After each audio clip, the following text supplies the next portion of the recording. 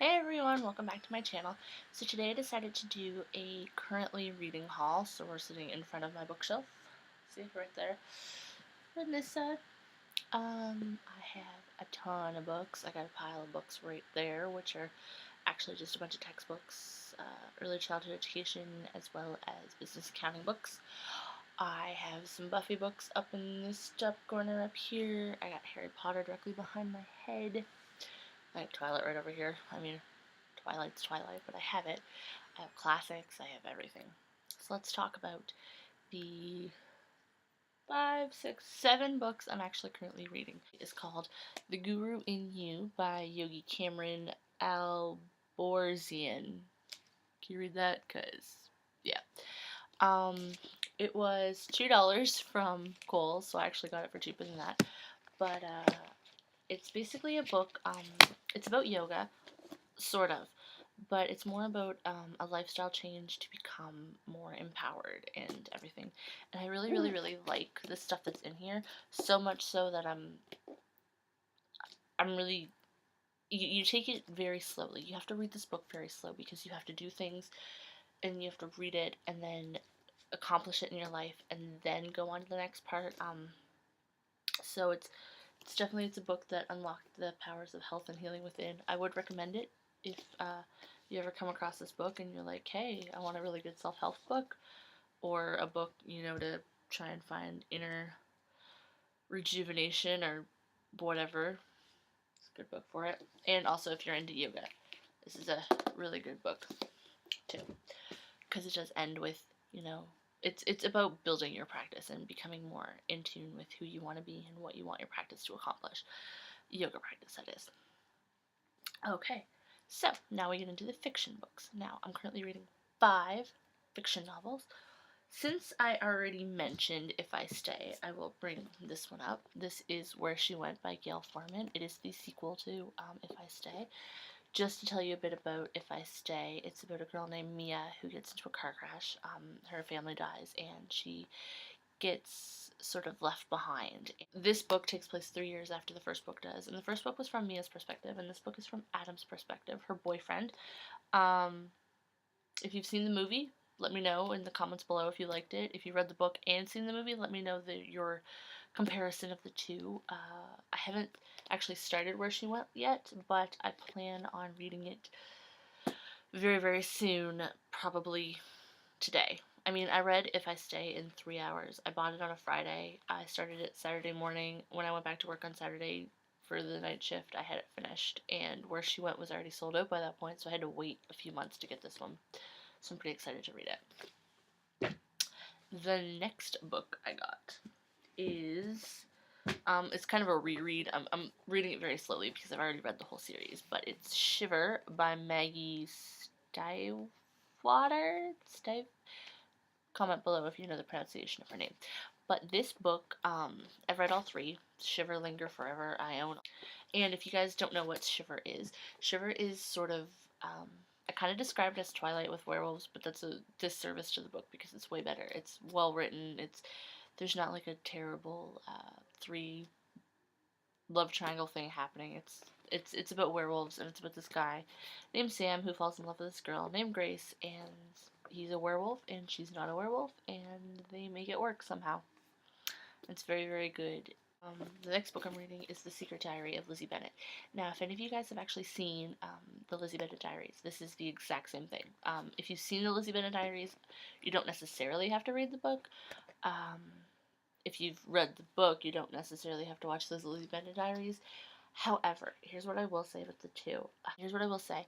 This has more stuff in it, stuff that was never released in the series is in this, like other days of her life, other secrets, more details, that kind of thing. But it doesn't have all the Lydia stuff. Like you're limited in that because it has everything from Lizzie's perspective, whereas if you watch the videos, you get other perspectives of the. Oh, but the one thing that is in here that isn't in the videos, if you were wondering, is the letter that Darcy writes Lizzie in the fall. That's included in here, right here. On Friday, November 2nd, it's the letter that Darcy writes to Lizzie. So if you're ever curious and you're asking yourself, what did the letter say? Pick up a copy of this book. It's in there. And I actually like the letter. The next book I'm reading is called A Discovery of Witches, and it's by Deborah Harkness.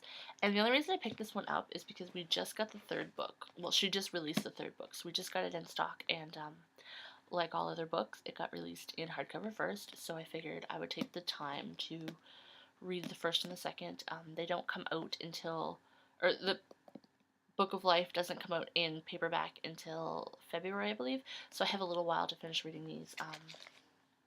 I'm on page 116 of this. Discovery of Witches is it's a romantic paranormal suspense book. It's kind of a lot of genres kind of thrown together, but in a way that really works. It's about this girl named Diana who's a witch who kind of, she doesn't accept that part of her. She sort of tries to stay away from it, and she's picking up like transcripts from the Oxford Library, the Bodleian Library, and she discovers Ashmole. What is it? 752, I think it is. It's Ashmole 752 or 782, one or the other. Ashmole 782. And it's got like a hex on it, a curse on it that only a witch can break. And so she picks it up, she breaks the curse, and she goes, "Oh shit, I don't want this." And she sends it back. And when she sends it back, the curse gets reinstated on it because only a witch can break it, and only in the time that it's there. So then all these other people, like vampires and demons and other witches, keep showing up at the library trying to get their hands on this thing because it's been lost for centuries. And one of the vampires showing up is Professor Matthew Claremont. And Matthew Claremont is a vampire who is particularly dashing and particularly interested in Diana as a person rather than as Diana, the person who broke the curse and the one that's going to be able to do it again.